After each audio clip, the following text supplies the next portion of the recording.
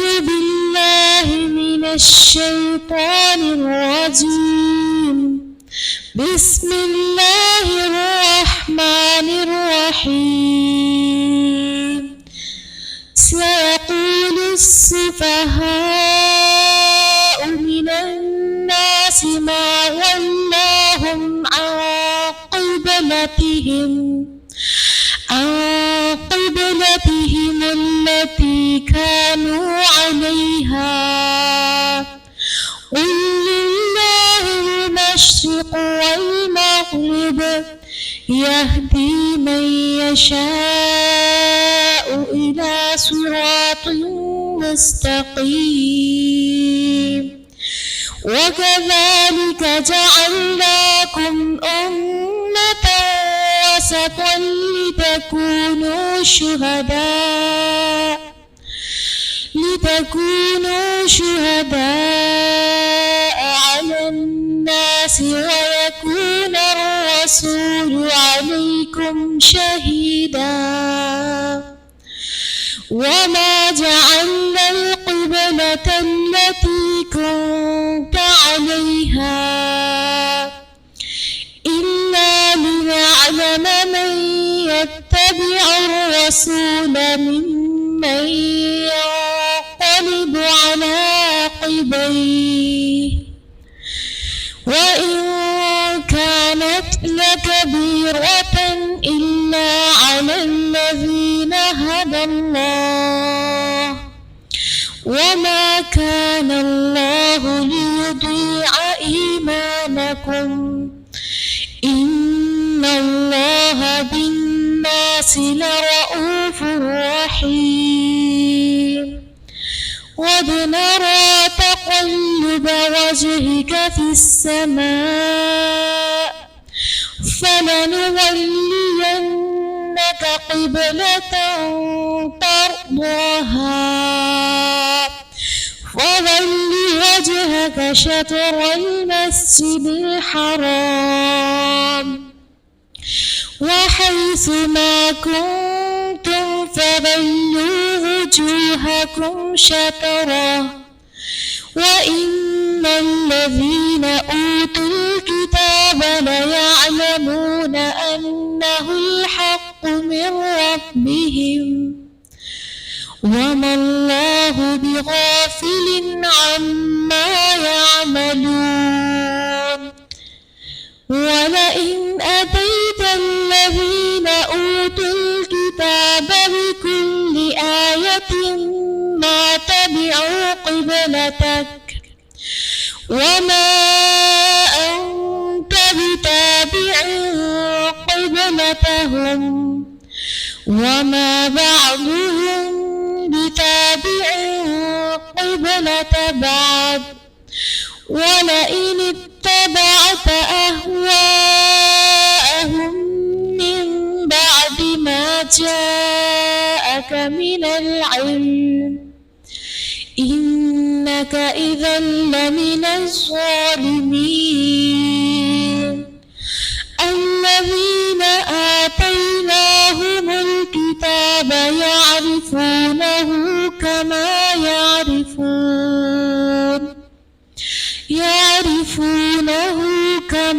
يعرفون أبناءهم وإن فريقا منهم ليكتمون الحق وهم يعلمون.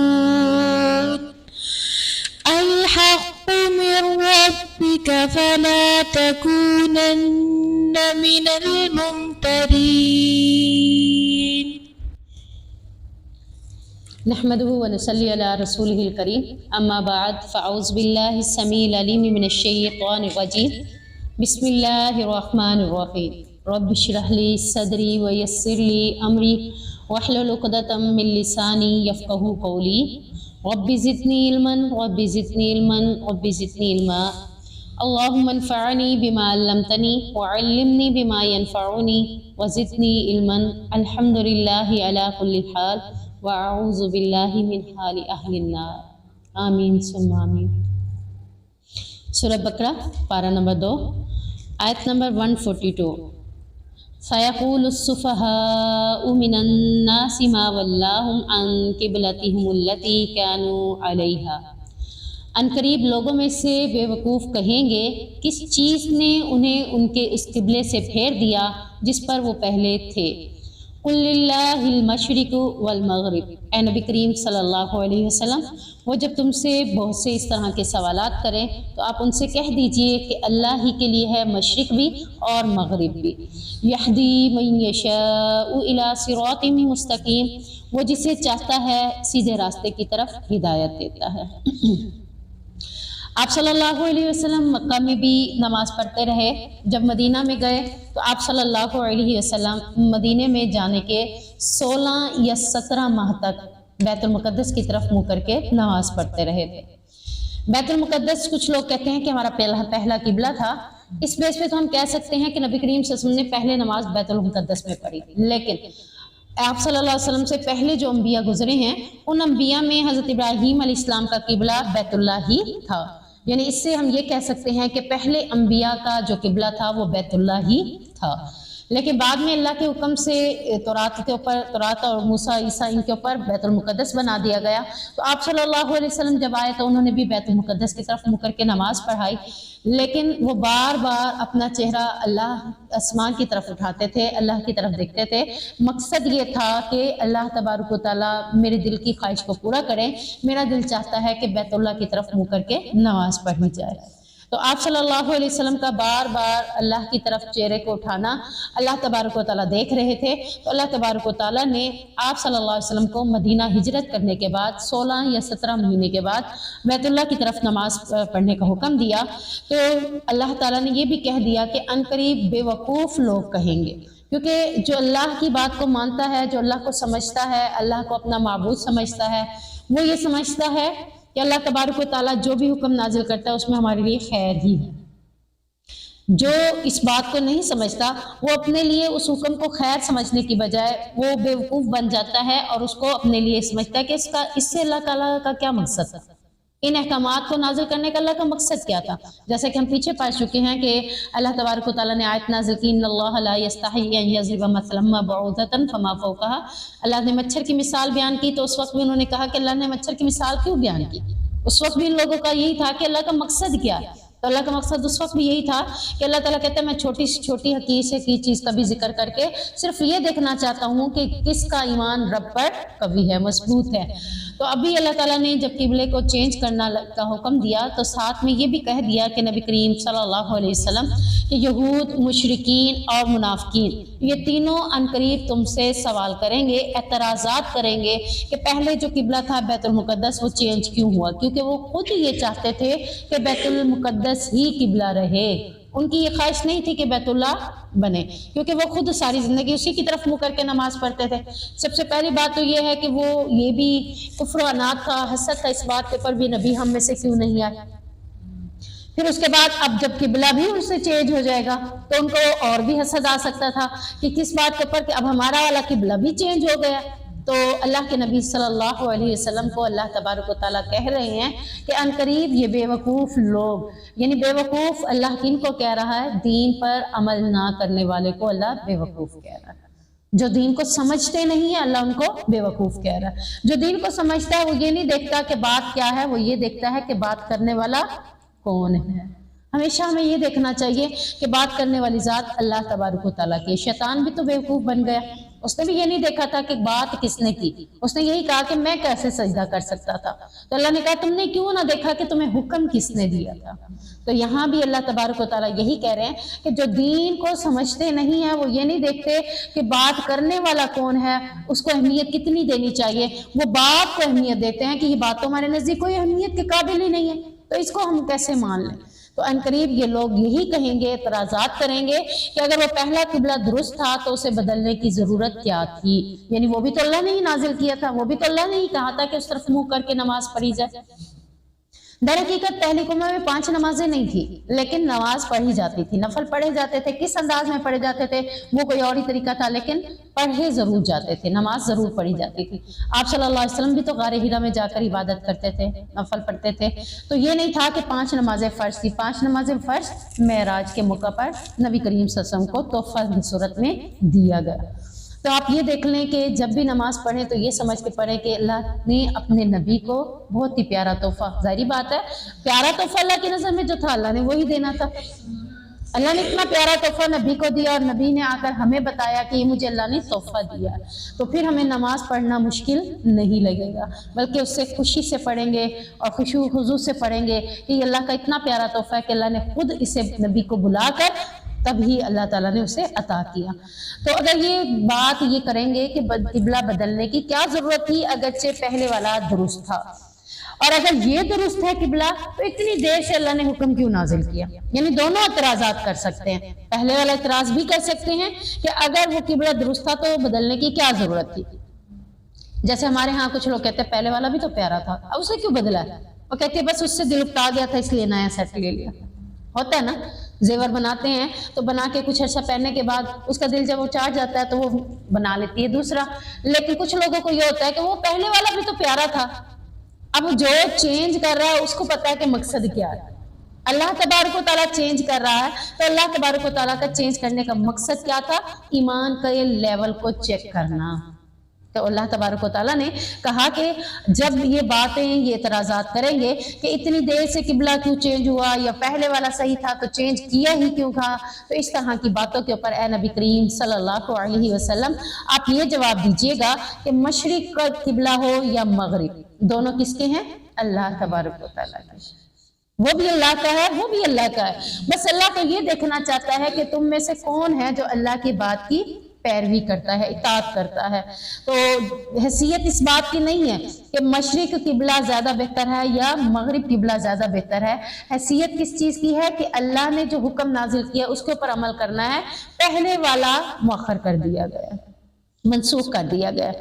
یہاں پر اللہ تعالیٰ کس چیز کو دیکھنا چاہتا ہے؟ اپنی اطاعت کو دیکھنا چاہتا ہے، فرما برداری کو دیکھنا چاہتا ہے، کیونکہ دونوں چیزوں کا مالک اللہ رب العزت ہے، بیت المقدس کا بھی اور بیت اللہ کا بھی، جس کا وہ حکم دے کر اس پر چلنے کی توفیق جسے چاہتا ہے پھر اسے دے دیتا ہے، اور جس کو نہیں چاہتا اسے ہدایت نہیں دیتا۔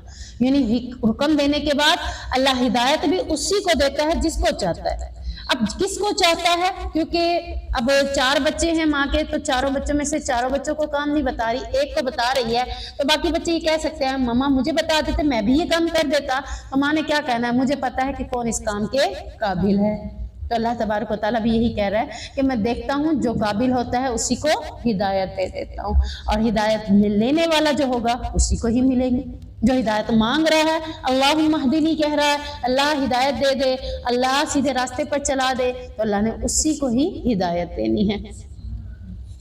حدیث میں آتا ہے کہ یہودیوں بلکہ تمام اہل کتاب کو آپ صلی اللہ علیہ وسلم کا بیت المقدس کی طرف منہ کر کے نماز پڑھنا بہت اچھا معلوم ہوتا تھا، لیکن جب آپ نے اپنا منہ بیت اللہ کی طرف کر لیا تو انہیں یہ بات بہت بری معلوم ہوئی۔ تو یہاں سے پتہ چلتا ہے کہ انہیں یہ بات پسند نہیں آئی تھی، بیت اللہ کی طرف چہرہ کرنا یا قبلے کا بدلنا انہیں پسند نہیں آیا تھا۔ دوسری حدیث میں آتا ہے کہ نبی کریم صلی اللہ علیہ وسلم نے جو پہلی نماز قبلہ بدلنے کے ساتھ ادا کی تھی وہ عصر کی نماز تھی۔ آپ صلی اللہ علیہ وسلم نے مدینہ منورہ میں 16 یا 17 ماہ تک بیت المقدس کی طرف منہ کر کے نماز ادا فرمائی، لیکن آپ کو پسند تھا کہ آپ کا قبلہ بیت اللہ ہو۔ آپ نے عصر کی نماز پڑھائی اور بیت اللہ کی طرف رخ کر کے آپ نے جو سب سے پہلی نماز ادا فرمائی تھی وہ عصر کی ہی نماز تھی۔ صحابہ کرام نے آپ کے ساتھ مل کر یہ نماز ادا کی، اور پھر ان میں سے ایک شخص ایک مسجد والوں کے پاس سے گزرا، وہ بھی نماز عصر ادا کر رہے تھے۔ ہوتا ہے نا بعض کا ایک جگہ 3:30 کا ہے، دوسری جگہ 3:15 ہے، کسی جگہ 3 ہے عصر کی نماز کا، تو آپ سے نے جو پڑھائی وہ اول وقت میں 3 بجے والے میں، اب وہ صحابی پڑھ کر کسی اور جگہ سے گزر رہا تھا تو وہاں 3:30 جماعت ہوگی، وقفہ تھا، تو وہ جب نماز پڑھ رہے تھے تو وہاں سے گزرا، وہ بھی عصر کی نماز کی حالت میں تھے اور وہ اس وقت رکوع کی حالت میں تھے جو دوسرے نماز پڑھ رہے تھے۔ اس نے کہا کہ میں اللہ تعالیٰ کو گواہ بنا کر کہتا ہوں کہ میں نے آپ صلی اللہ علیہ وسلم کے ساتھ بیت اللہ کی طرف منہ کر کے نماز ادا کی ہے، تو ان لوگوں نے حالت نماز ہی میں بیت اللہ کی طرف رخ پھیر کر نماز ادا کی۔ ان کے بارے میں آتا ہے کچھ رکھتے یا کچھ نماز وہ پہلے بیت المقدس کی طرف کر چکے تھے۔ اطاعت دیکھیں اس قدر تھی کہ اس نے جب صحابی نے اللہ کی قسم کھا کر کہا کہ میں نے نبی کے ساتھ نماز عصر کی اسی طرح ادا کی ہے، تو بغیر کسی شک میں، بغیر کسی شبہ میں پڑھنے کے انہوں نے نماز میں ہی اپنا رخ چینج کر دیا۔ سبحان، یہ تھی اطاعت، یعنی ادھر حکم نازل ہوا ہے، ادھر بات کانوں میں پہنچی ہے، یہ نہیں دیکھا کل کروں گا۔ ہمارے ہاں اکثر لوگوں کو جب کوئی بات کی جاتی ہے، اچھا کل سے عمل کروں گا، کل کس نے دیکھی ہے؟ کوئی پتہ نہیں، کل تک زندہ بھی رہتے ہیں کہ نہیں رہتے۔ جب کانوں میں بات آ چکی ہے، جب حکم کا پتہ چل چکا ہے، تو اس کے بارے میں تاخیر نہیں کری، کیونکہ صحابہ کی یہی عادت تھی اور وہ یہ چاہتے تھے کہ اس بات کے اوپر عمل کرنے والے سب سے پہلے میں بن جاؤں۔ تو آج اس مقابلے کو دیکھتے ہوئے ہمارے کانوں میں بھی جب اللہ کا حکم آئے تو ہمیں بھی اس کی اطاعت میں سربسجود ہو جانا چاہیے۔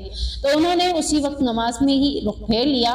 بہت سے لوگ تھے جنہوں نے بیت المقدس کی طرف منہ کر کے نماز ادا کی، مگر وہ تحویل قبلہ یعنی قبلہ بدلنے کے حکم سے پہلے ہی شہید ہو گئے۔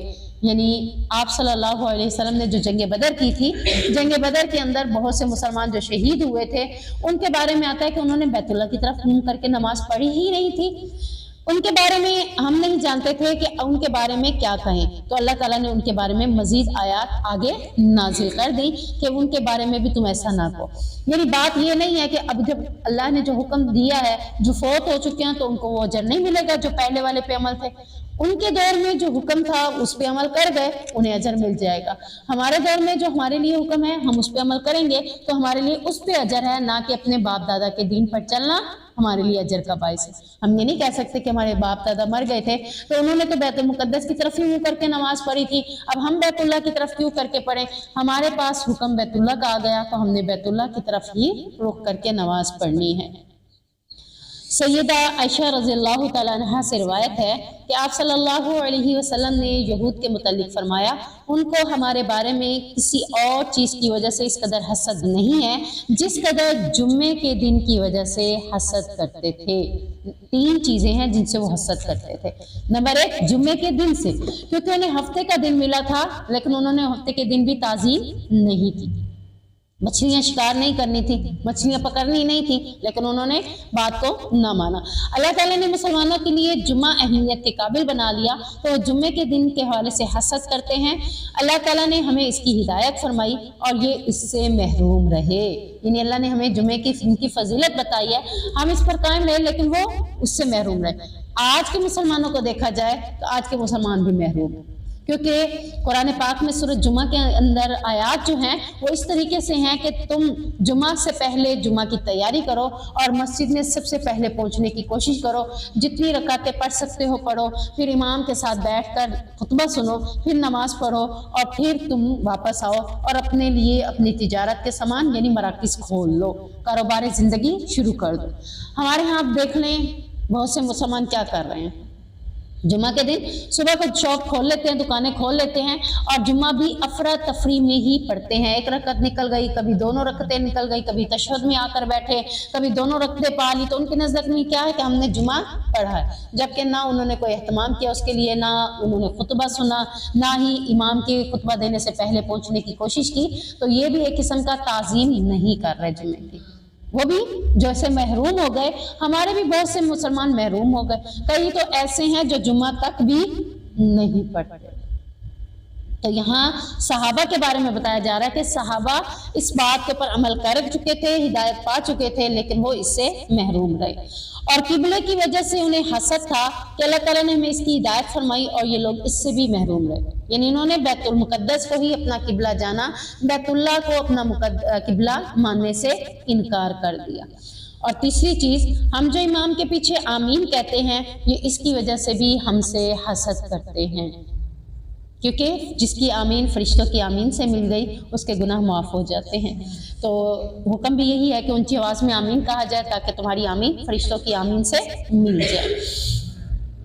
تو یہودیوں کو ہماری 3 باتوں سے حسد تھا۔ نمبر 1 جمعے سے، نمبر 2 اللہ تبارک و تعالیٰ نے قبلے کو بدلا لیکن انہوں نے قبلہ بدلنے سے انکار کر دیا، نمبر 3 آمین کے اوپر، اور آمین بھی آج بہت سے لوگ نہیں کہتے۔ تو اللہ تعالیٰ معاف کرے، یہودی تو یہودی، آج کے مسلمان بھی اپنے آپ کو مسلمان کہنے کے باوجود ان باتوں سے محروم ہیں۔ وَكَذَلِكَ جَعَلْنَاكُمْ أُمَّةً وَسَطًا لِتَكُونُوا شُهَدَاءَ عَلَى النَّاسِ وَيَكُونَ الرَّسُولُ عَلَيْكُمْ شَهِيدًا، اور اسی طرح ہم نے تمہیں سب سے بہتر امت بنایا تاکہ تم لوگوں پر شہادت دینے والے بنو اور رسول تم پر شہادت دینے والا بنے، اور ہم نے وَمَا جَعَلْنَا الْقِبْلَةَ الَّتِي كُنْتَ عَلَيْهَا إِلَّا لِنَعْلَمَ مَن يَتَّبِعُ الرَّسُولَ مِمَّن يَنقَلِبُ عَلَىٰ عَقِبَيْهِ، اور ہم نے وہ قبلہ جس پر تو تھا مقرر نہیں کیا تھا مگر اس لیے کہ ہم جان لیں کون اس رسول کی پیروی کرتا ہے، اس سے جدا کرتا ہے اپنی ایڑیوں کو، یعنی دونوں ایڑیوں سے پھر جاتا ہے۔ وَإِن كَانَتْ لَكَبِيرَةٌ إِلَّا عَلَى الَّذِينَ هَدَى اللَّهُ، اور بلا شبہ یہ بات یقیناً بہت بڑی تھی مگر ان لوگوں کے پر نہیں جنہیں اللہ تعالیٰ نے ہدایت دے دی۔ وَمَا كَانَ اللَّهُ لِيُضِيعَ إِيمَانَكُمْ، اور نہیں اللہ تعالیٰ اجر ضائع کرے گا ان ایمان والوں کا۔ إِنَّ اللَّهَ بِالنَّاسِ لَرَءُوفٌ رَحِيمٌ، بے شک اللہ تعالیٰ اپنے بندوں پر شفقت کرنے والا بھی ہے اور نہایت رحم والا۔ اب سب سے پہلے اس آیت کے اندر امت مسلمہ کی فضیلت بیان کی جا رہی ہے کہ امت مسلمہ کو اللہ تعالیٰ نے کون سی فضیلت دی جس کی وجہ سے وہ اللہ تبارک و تعالیٰ کے نظر میں سب سے بہترین امت بنا دی گئی۔ یہاں اللہ تعالیٰ کہہ رہے ہیں کہ تمہیں میں نے سب سے بہتر امت بنایا، جتنی امتیں آئیں سب سے بہتر امت بنایا۔ کیوں؟ پیچھے پہلے بھی سورہ آل عمران کے اندر آگے آئے گا کہ تم بہترین امت ہو اس لیے کہ لوگوں کو اچھی باتوں کا حکم دیتے ہو اور بری باتوں سے منع کرتے ہو، اور پھر سورۃ توبہ میں بھی سیم اسی طرح سے آیت ہیں کہ ایمان والے آپس میں ایک دوسرے کو اچھی باتوں کا حکم دیتے ہیں اور بری باتوں سے منع کرتے ہیں۔ تو یہاں اللہ تعالیٰ نے بہتر امت کی فضیلت بیان کرتے ہوئے یہ وجہ بتائی ہے کہ تم وہ امت ہو جو اللہ تبارک و تعالیٰ فرما رہے ہیں کہ شہادت دینے والے بنو گے۔ کس چیز کی شہادت دینے والے بنیں گے؟ کہ ہم دوسرے پیغمبروں کے بارے میں اور ان کی امتوں کے بارے میں شہادت دیں گے۔ جب پیغمبر کہیں گے کہ ہم نے اپنا پیغام اپنی امت تک پہنچا دیا تھا، اگر امت ماننے سے انکار کرے گی تو ہم اپنی کتاب میں واقعتاً یہ باتیں پڑھتے ہیں کہ نوح علیہ السلام نے 950 سال تک تبلیغ کی لیکن کوئی بھی بہت کم لوگ ایمان لے آئے، تو اللہ تعالیٰ نے یہ بات ہمیں بتائی، ہم اس بات کے پر کیا ہیں؟ گواہ ہیں، تو ہم گواہی دیں گے۔ اللہ کہہ رہا ہے کسی امت کو یہ نہیں دیں گے، دیکھیں گواہی کے لیے اللہ نے ہمیں چن لیا کہ تم پہلی امتوں کی گواہی دو گے، اور اس کے ساتھ ساتھ اللہ تعالیٰ نے کہا اور رسول بھی تم پر شہادت دینے والا بنے، یعنی اس سے مراد مزید کیا ہے؟ یعنی سب سے پہلے یہ کہ آپ صلی اللہ علیہ وسلم شہادت دیں گے کہ انہوں نے صحابہ کرام تک اپنی ساری باتوں کو، پیغام حق کو پہنچا دیا تھا۔ صحابہ کہیں گے ہم نے تابعین پر پہنچا دیا تھا، تبع تابعین کہیں گے کہ ہم نے آنے والے امت کے ہر طبقے تک بات پہنچا دی تھی۔ تو یوں یہ ایک شہادت ہے جو آگے سے آگے چلے گی، یعنی کہ جیسے مجھ سے پوچھا جائے گا کہ تم نے فلاں کام کر دیا، ہاں میں نے فلاں تک بات پہنچا دی، آپ نے مجھے کہا کہ فلاں تک پہنچا دے، میں نے پہنچا دی۔ اب آگے اس سے پوچھا جائے گا بھی تم نے کام کیا، بھی ہاں میں جو میرے ذمہ لگا تھا میں نے بھی پہنچا دی۔ تو ہم سب کے ذمہ بات کیا ہے کہ دوسروں کو حق بات پہنچا دینا، جو آپ کو معلوم ہوئی وہ آپ دوسروں کو بتا دیں، جو مجھے معلوم ہوئی میں نے بھی دوسروں کو بتانا ہے۔ لازم ہمارے اوپر یہ ذمہ داری ہو جاتی ہے کہ جب ہم تک بات آ جائے، کون سی بات؟ دین اسلام کی، دین اسلام کی جو بات ہم تک پہنچ چکی ہے وہ ہم آگے تک پہنچائیں۔ تو اس کے لیے پہلی یہ کہ آپ صلی اللہ علیہ وسلم شہادت دیں گے میں نے صحابہ تک ساری باتیں پہنچا دی۔ صلح حدیبیہ کے موقع پر کہا تھا نا کہ جو موجود ہے میں نے سارا دین مکمل کر دیا ہے، تو جو موجود نہیں ہے ان تک بھی میری بات پہنچا دو۔ تو یوں صحابہ تک ساری باتیں پہنچ گئی، صحابہ نے تبع تابعین تک، تبع تابعین نے آگے اماموں تک، اماموں نے آگے امت تک، یعنی آگے علماء، اس طرح سے آگے بات کو پہنچا رہے ہیں۔ تو اس امت کے افضل ہونے کا سبب سب سے پہلے یہی ہے کہ لوگوں کو اللہ کا دین پہنچاتے ہیں اور برائی سے منع کرتے ہیں۔ آپ صلی اللہ علیہ وسلم نے خطبہ دیا، لوگوں تم اللہ کے سامنے اکٹھے کیے جانے والے ہو اور میری امت کے کچھ لوگوں کو بائیں طرف لے جایا جائے گا تو میں کہوں گا اے میرے رب یہ تو میرے ساتھی ہیں۔ کہا جائے گا آپ نہیں جانتے انہوں نے آپ کے بعد کیا نیا کام کیا تھا، تو میں کہوں گا جیسے صالحہ بندے عیسیٰ علیہ السلام نے کہا تھا۔ سورۃ مائدہ کے اندر ان کی یہ بات نازل ہوتی ہے، بتائی جاتی ہے کہ انہوں نے کیا کہا تھا کہ اللہ میں ان پر یعنی اپنی امت پر اس وقت تک گواہ تھا جب تک میں ان کے درمیان تھا، جب تو نے مجھے اٹھا لیا تو پھر تو ان پر نگران تھا، میں نہیں جانتا کہ انہوں نے کیا کیا۔ تو یہ جو نبی کریم صلی اللہ علیہ وسلم کی امت کو بھی بائیں طرف کیا جائے گا اور ان کے بارے میں بتایا جائے گا کہ آپ نہیں جانتے کہ آپ کے بعد انہوں نے کیا کیا نیا کام کیے تھے۔ تو یہ نئے کام کس چیز کو تشبیہ دیا جاتا ہے؟ بدعات کو، جو کہ امت آج کر رہی ہے۔ بدعتی لوگوں کو بائیں طرف کر دیا جائے گا۔ نبی کریم صلی اللہ علیہ وسلم انہیں پہچان لیں گے۔ کیسے پہچانیں گے؟ وضو کے ادا کی وجہ سے، کیونکہ جب وضو کا پانی جہاں جہاں پہنچے گا کل قیامت کے دن وہ اعضاء چمک رہے ہیں، اس وجہ سے وہ اپنی امت کو پہچان تو لیں گے، کیونکہ بدعتی نمازی تو ہوتے ہیں، نماز تو پڑھ لیتے ہیں لیکن بدعت سے نہیں بچتے، وہ بدعت کو بدعت سمجھتے ہی نہیں ہیں۔ ان کی نظر میں کیا ہے کہ بہت اچھا کام ہم کر رہے ہیں۔ مثال کے طور پر جیسے قرآن پاک کی تلاوت کرنا ویسے تو بہت ہی افضل ہے، جیسے آپ پڑھ رہے ہیں یہ بھی بہت افضل ہے، لیکن اگر ایٹ اے ٹائم میں کسی بھی قرآن کو، پورے قرآن کو یا کسی بھی سورت کو بیٹھ کر اس کا دور کروایا جائے تو یہ نبی کریم صلی اللہ علیہ وسلم سے ثابت نہیں ہے۔ آپ صلی اللہ علیہ وسلم نے کبھی اپنے صحابہ کے ساتھ بیٹھ کر اس طرح سے قرآن نہیں پڑھا۔ ہاں صحابہ بیٹھے ہوتے تھے، آپ صلی اللہ علیہ وسلم بھی بیٹھے ہوتے تھے تو کہتے تھے اے فلاں صحابی میرا دل چاہتا ہے آج میں تم سے قرآن سنوں۔ وہ پڑھتے تھے اور سب سنتے تھے، جیسے ابھی ہم نے تلاوت کی اور سب نے سنی، تو یہ بھی سب ثابت ہے۔ لیکن اس طرح سے ثابت نہیں ہے کہ آپ ایک پارہ پکڑیں، دوسرا پارہ کوئی اور پکڑے، تیسرا کوئی اور پکڑے، ایٹ اے ٹائم میں 30 لوگ بیٹھے ہیں اور 30 پارے پڑھ کے قرآن پاک کو رکھ دیا جائے، کیونکہ آپ صلی اللہ علیہ وسلم کے دور میں بھی تو پریشانیاں ہوتی تھی، مصیبتیں بھی ہوتی تھی، تکالیف بھی ہوتی تھی، صحابہ آ کر اپنے اپنے مسائل بھی بیان کرتے تھے، گھر بھی لیتے تھے، اپنے گھر بھی بناتے تھے، بیویاں بھی لیتے تھے، شادیاں بھی کرتے تھے۔ کبھی اللہ کے نبی صلی اللہ علیہ وسلم نے نہیں کہا کہ تم شادی کرنے لگے ہو تو پہلے ختم پڑھا لو، تم نے نیا گھر لیا تو ختم پڑھا لو، تم نے نئی دکان لی ہے تو پڑھا لو۔ گھر کے اندر مسائل ہیں، پریشانیاں ہیں، جو پڑھا رہا ہے وہ خود نہیں پڑھ رہا، باقی آ کے پڑھ رہے ہیں۔ جس کو پریشانی ہے وہ نہیں پڑھ رہا، وہ کیا ابھی مصروف ہے مہمانوں کو دیکھنے میں اور باقی لوگ آ کے پڑھ رہے ہیں۔ کیونکہ جو بدنی عبادات ہے نا انسان کے جسم کے ساتھ، اس کا تعلق اس کے اپنے ساتھ ہی، ٹھیک ہے۔ مالی عبادات میں اللہ تعالیٰ نے گنجائش رکھی ہے کہ مالی عبادات آپ دوسروں کی کر سکتے ہیں، دوسروں کے ناموں پہ کر سکتے ہیں، لیکن بدنی عبادت اپنی اپنی ہوگی، بدنی عبادت کا تعلق دوسرے کے ساتھ نہیں ہوگا۔ کچھ لوگ یہاں تک کرتے ہیں کہ خود پورا قرآن پڑھ لیتے ہیں اور پورا قرآن پڑھنے کے بعد کہتے ہیں یہ اس کا ثواب جو ہے نا میری چچی کو پہنچے، میری امی کو پہنچے، میرے ابو کو پہنچے، میرے بھائی کو پہنچے، تو آپ صلی اللہ علیہ وسلم سے یہ بھی ثابت نہیں ہے۔ تو اس طرح کے سارے کام جو نبی سے ثابت نہیں ہے، بلا شک ہے وہ نیکی کے کام، لیکن مہر نہیں ہے نا اس پہ، اللہ کے نبی کا طریقہ نہیں ہے اس کے اوپر، تو ہم وہ نہیں کر سکتے۔ سیم جیسے بیت المقدس کی طرف منہ کر کے نماز پڑھنا اللہ کا حکم ہی تھا نا، اللہ خود ہی کہہ رہا مشرق و مغرب اللہ کا ہے۔ کیا آج کے دور میں اگر کوئی بیت المقدس کی طرف منہ کر کے نماز پڑھ لے تو کیا اس کی نماز ہو جائے گی؟ نہیں ہوگی۔ کیوں نہیں ہوگی؟ کیونکہ آج حکم نہیں ہے۔ ایک صورت میں حکم ہے، کس صورت میں؟ نہیں، اس صورت میں جب ہمیں قبلے کا تعین نہیں ہے اور کوئی ہمیں قبلے کا بتانے والا بھی نہیں، تب ہم جدھر مرضی جائے نماز بچھا کر نماز پڑھ سکتے ہیں۔ نفل نماز پڑھ سکتے ہیں سواری کے اوپر، لیکن فرض نماز کے لیے آپ کو سٹے کر کے نیچے اتر کر نماز پڑھنی پڑے گی، ٹھیک ہے نا، وہ آپ اس کے اوپر نہیں پڑھ سکتے سواری کے اوپر، کیونکہ نبی کریم صلی اللہ علیہ وسلم سواری کے اوپر نفل نماز پڑھ لیتے تھے، سواری کے اوپر فرض نماز نہیں پڑھتے تھے۔ فرض نماز کے لیے اپنی سواری کو روکتے تھے اور نیچے پڑھتے تھے، کیونکہ اللہ کے نبی نے فرمایا میرے لیے تمام روئے زمین کو جائز مصلی بنا دیا گیا ہے، جہاں وقت آئے وہیں پہ نماز پڑھ لیں۔ اب تو بس بھی بعض اوقات رک جاتی ہے، سٹے کے لیے ٹائم دے دیتے ہیں تو دونوں نمازیں اکٹھی ہو سکتی ہیں، اور 15 سے 20 منٹ کا وقفہ ہوتا ہے کہ اس میں بندہ نماز فرض تو پڑھ لیتا ہے۔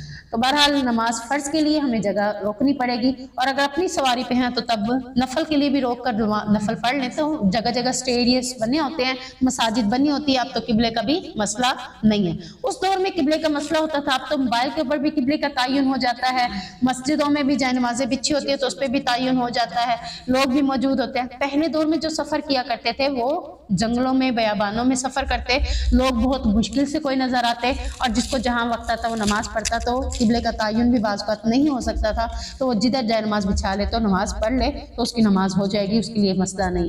کچھ لوگ ایسے ہوتے ہیں بغیر پوچھے نماز پڑھنے کھڑے ہو جاتے ہیں، میرے خیال سے ادھر ہی قبلہ ہے، بعد میں پیچھے لوگ کھڑے ہوئے آتے جاتے کہتے او جس نے تو غلط جائے نماز بچھا لی، اب کچھ لوگ اس کی جائے نماز کو پھیر رہے ہیں، کچھ لوگ اس کو پھیر رہے ہیں، تو وہ بھی ایک حد تک بہتر ہے، لیکن یہی ہے کہ پہلے پوچھ لیا جائے اگر لوگ موجود ہیں تو بہرحال اگر نہیں ہے لوگ موجود تو اس صورت میں آپ اگر مشرق مغرب جدھر بھی نماز پڑھیں سب اللہ ہی کے ہیں۔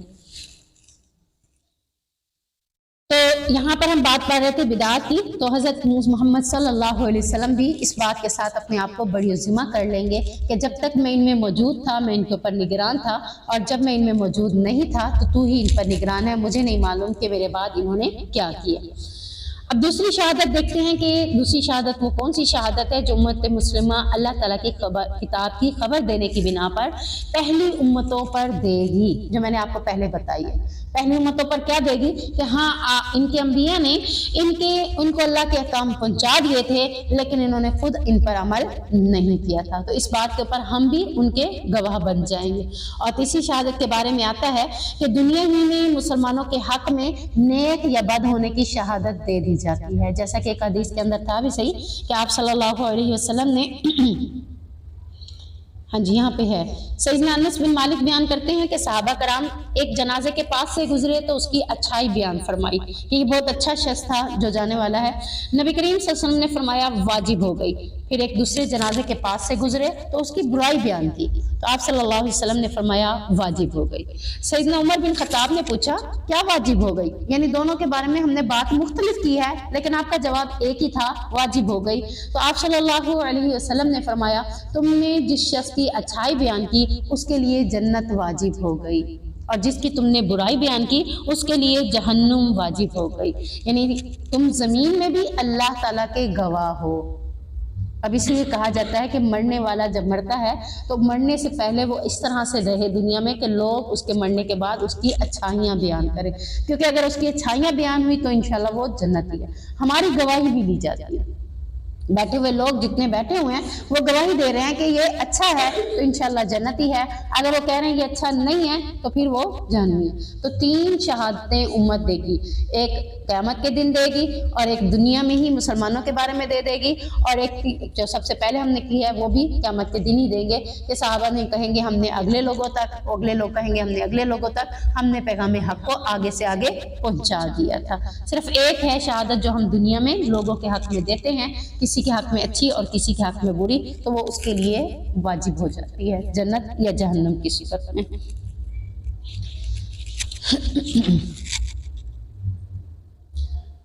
آگے ہے اور ہم نے وہ قبلہ جس پر تو تھا مقرر نہیں کیا تھا مگر اس لیے کہ ہم جان لیں کون اس رسول کی پیروی کرتا ہے، یعنی اے محمد صلی اللہ علیہ وسلم ہم نے آپ کو پہلے بیت المقدس کی طرف منہ کر کے نماز پڑھنے کا حکم دیا، پھر کعبہ کی طرف پھیر دیا، تو اس میں حکمت یہ تھی کہ ہم معلوم کر سکیں کہ کون ہے جو آپ کی اتباع کرتا ہے، آپ کی پیروی کرتا ہے۔ اگر بیت المقدس ہی رہے گا تو چار لوگ اور بھی ایمان لے آئیں گے، لیکن جیسے ہی بیت اللہ کی طرف ہوگا تو چار لوگوں کا ایمان ختم ہو سکتا ہے، کم ہو سکتا ہے لوگ بھی اب یہ بیت اللہ ہی بدل دیا، اب یہ بیت المقدس کی طرف منہ کر کے نماز پڑھ رہا ہے، اس نے قبلہ ہی بدل دیا، تو ہو سکتا ہے کہ بہت سے لوگ اس بات کے اوپر پھر جائیں۔ تو اللہ تبارک و تعالیٰ نے حکمت کیا بتائی ہے کہ میں دیکھنا چاہتا ہوں کہ آپ کی اتباع کون کر رہا ہے، جب آپ کے منہ سے بات نکلتی ہے اس کو ماننے والا کون بنتا ہے، اپنے نفس کو کون چھوڑتا ہے، اپنے آباء اجداد کو کون چھوڑتا ہے، اپنی پہلی باتوں کو کون بھول جاتا ہے۔ وہ یہ نہیں دیکھتا کہ پہلے ہم ایسے کرتے تھے، بلکہ وہ یہ دیکھے گا کہ اب نبی موجود ہیں، نبی نے جو کہہ دیا وہ ہمارے لیے حرف آخر بن گیا۔ تو یہاں سے اللہ تبارک و تعالیٰ فرما رہے ہیں کہ بیت المقدس کی بجائے کعبے کی طرف متوجہ ہونا مومنین و صادقین کے علاوہ کفار و منافقین پر بہت بڑا شاق گزرا، مومن پر شاق نہیں گزرا، شاق ان پر گزرا جو کفار اور منافقین تھے۔ کیوں شاق گزرا؟ کیونکہ وہ لوگ اس طرف منہ کرنے کے یعنی کہ اس کے حق میں ہی نہیں تھے۔ چنانچہ ایسا ہی ہوا کہ بہت سے لوگ ناکام بھی ہو گئے اور بہت سے لوگ مرتد بھی ہو گئے، بہت سے لوگوں نے انکار کر دیا، تو اللہ تبارک و تعالیٰ نے ان کے ایمان کے لیول کو چیک کرنا تھا۔ सूरत आल इमरान में अल्लाह ताला कहता है कि जब मैंने जिहाद को हुक्म नाज़िल किया तो तब भी मैंने ईमान का लेवल चेक करने के लिए कि कौन है जो ईमान पर जमा रहता है और कौन है जो ईमान को छोड़ देता है। अब यहाँ पर अल्लाह ताला कह रहे हैं किबले को बदलने की वजह भी अल्लाह ताला यही बता रहे हैं कि किबले को बदलने का मकसद ये था कि कौन है जो इस पर कायम रहता है इस्लाम पर, कौन है जो मुर्तद हो जाता है और कौन है जो नाकाम हो जाता है। तो बाज़ मुसलमान जो थे वो ऐसा हुए कि मुर्तद भी हो गए, बाज़ नाकाम भी हो गए और बाज़ इस बात के ऊपर जमे रहे। लेकिन उनमें से कुछ लोग जो डटे रहे थे उन्होंने एक सवाल किया नबी करीम सल्लल्लाहु अलैहि वसल्लम से। तो वो सवाल क्या था कि अल्लाह के नबी, जो हमारे फौत शुदा भाई या हमारे अबा अजदाद जो पहले बैतुल मुक़द्दस की तरफ मुंह करके नमाज पढ़ते थे, उनके बारे में क्या है, क्या उनकी इबादत ज़ाया हो गई? तो अल्लाह ताला ने उसका भी जवाब दिया, वमा काना अल्लाहु लियुज़ीअ ईमानकुम, अल्लाह किसी के ईमान को ज़ाया नहीं करता, बल्कि मुसलमानों को इत्मीनान दे दिया कि उनकी नमाजें ज़ाया नहीं हुई और ना ही तुम्हारी नमाजें ज़ाया हुई। जो पहली इबादत जिस तरीके से कहा गया वैसे तुमने की, वो वैसे ही अल्लाह ने कबूल कर ली, और अब जैसे अल्लाह कह रहा है अब वैसे पढ़ोगे तो तब ही कबूल होंगी। तो अल्लाह अपने बंदों के ऊपर शफकत वाला भी है और मेहरबान भी है।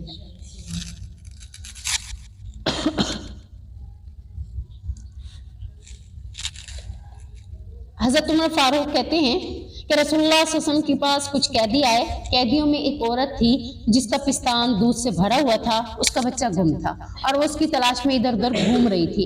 इतने में उसने कैदियों में से एक बच्चे को पा लिया तो झट से उसे अपने पेट से लगा लिया और उसको दूध पिलाने लगी। ये देखकर आप सल्लल्लाहु अलैहि वसल्लम ने फरमाया, तुम्हारा क्या ख्याल है कि ये औरत अपने बेटे को जहन्नुम में यानी आग में डाल सकती है? हमने अर्ज किया, नहीं, अल्लाह की कसम ये कभी अपने बच्चे को आग में नहीं डाल सकती। यानी हमने इसे बुखलाया देखा है, घूमते फिरता देखा, तो ये कैसे अपने बच्चे को आग में डाल सकती है?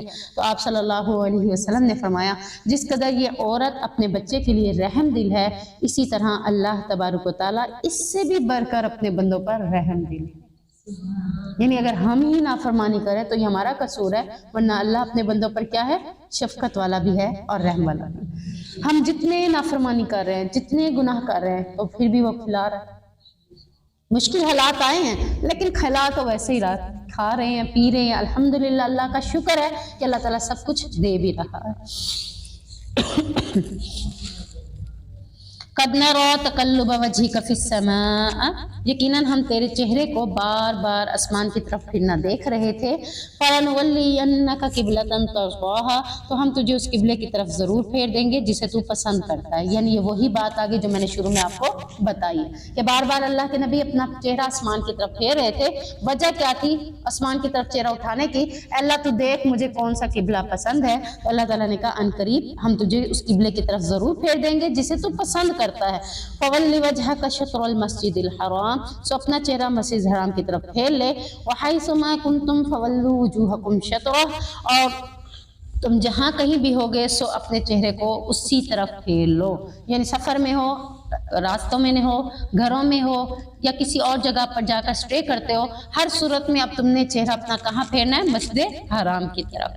वइन्नल्लज़ीना उतुल किताब ला यअलमूना अन्नहु लहक्कु मिर रब्बिहिम, और बेशक वो लोग जिन्हें किताब दी गई है यकीनन जानते हैं कि उनका रब हक और सच है।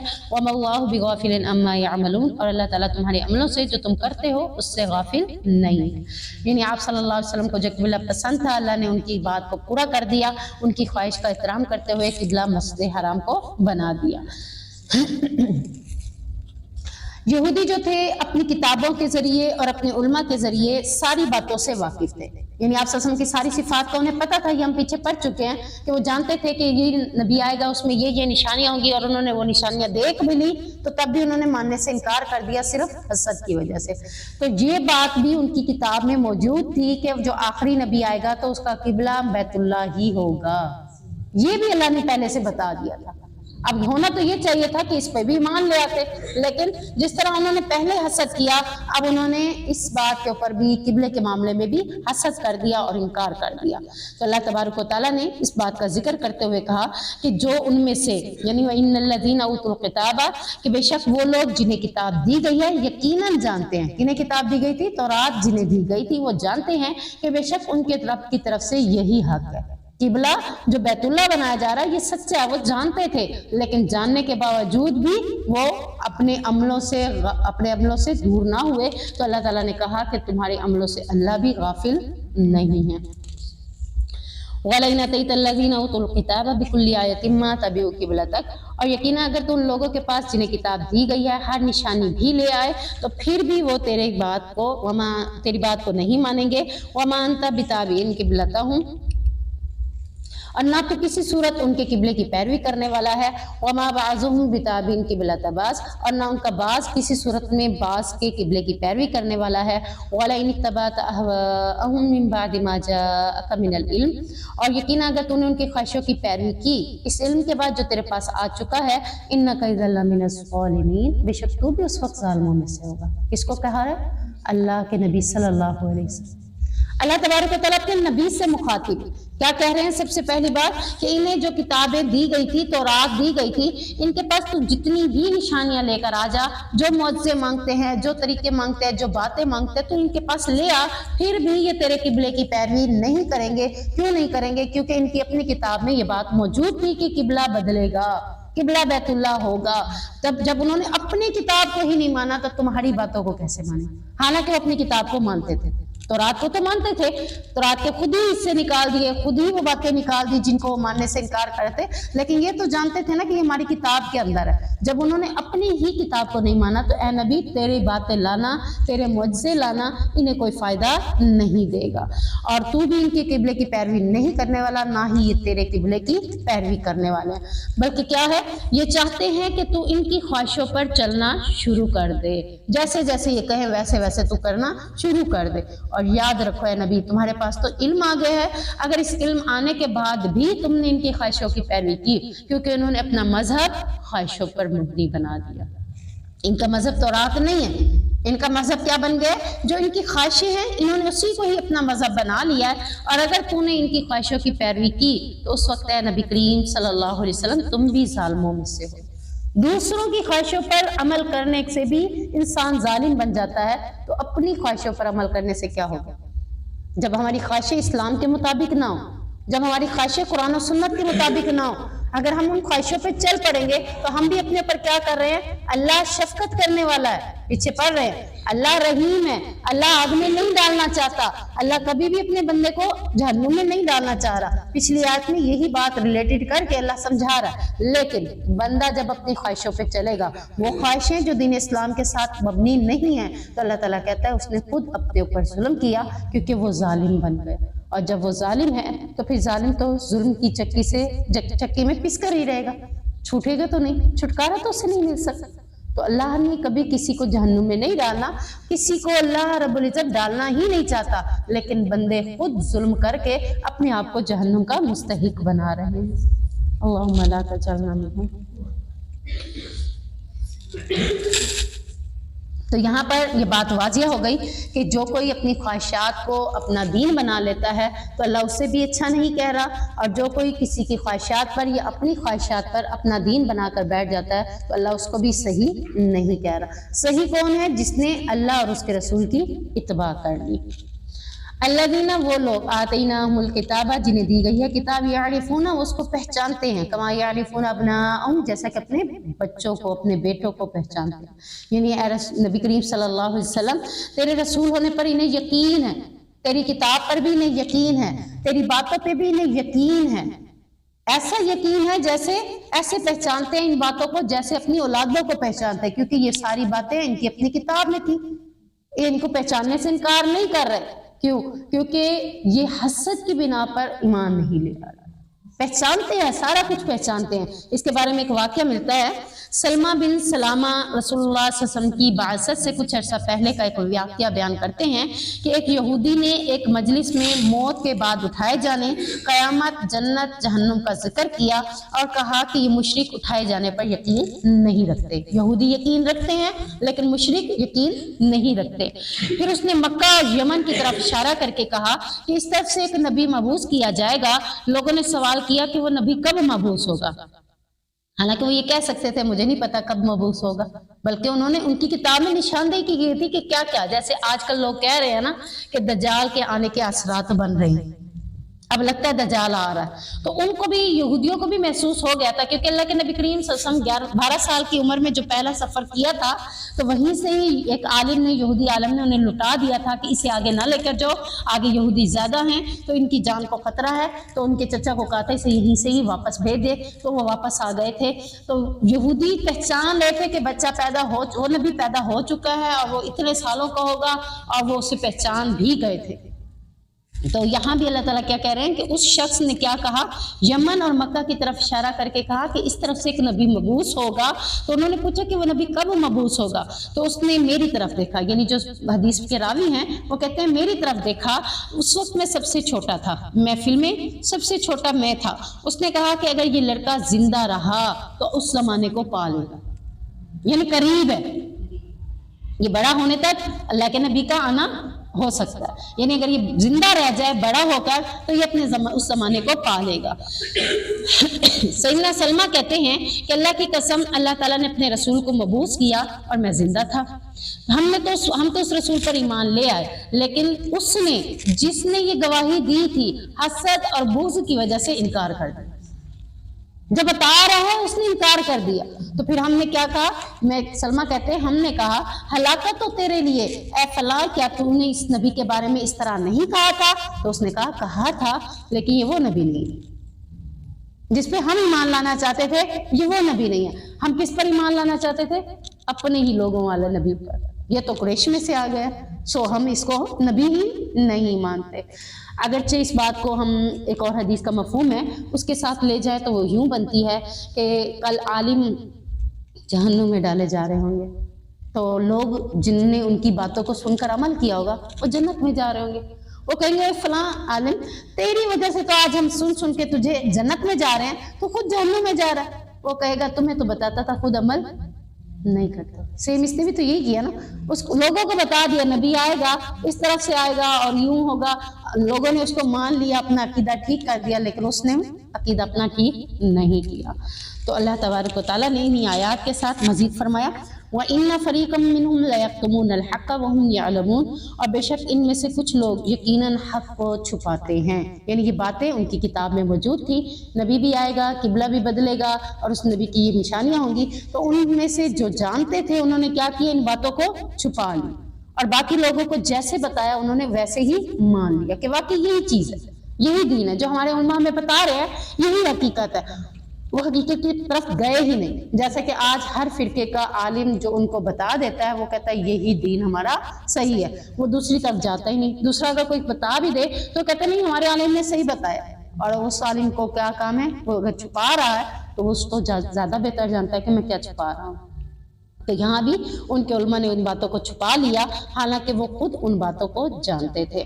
الحق من ربک، حق ہے یہ تمہاری باتیں تیرے رب کی طرف سے، فلا تکونن من الممترین، تو پس تو ہرگز شک کرنے والوں میں سے نہ ہو، یعنی جس کا یہ پروپیگنڈا کر رہے ہیں، ان باتوں کے فریب میں آ کر کسی شک و شبے میں نہ پڑ جائیں، یعنی ان کا مقصد یہ تھا کہ ہم یہ پروپیگنڈا پھیلائیں گے کہ یہ نبی نہیں ہے، تو دیکھا دیکھی بہت سے لوگ ایمان نہیں لائیں گے، ان کے دل میں کیا ہو جائے گا، شک و شبہات پیدا ہو جائیں گے، تو شکوک و شبہات پیدا ہونے کی وجہ سے لوگ پھر ایمان لانے کے لیے تیار نہیں ہوں گے۔ تو اللہ تعالیٰ کہہ رہے ہیں کہ یہ پروپیگنڈا ہے ان کا، اس پروپیگنڈے میں تم نہ جانا اور شکوک و شبہات میں پڑھ کر تم متاثر ہو کر اپنے آپ کو غلط راستوں میں نہ لے کر جانا، بلکہ جو نبی لے کر آیا ہے وہی حق اور سچ ہے۔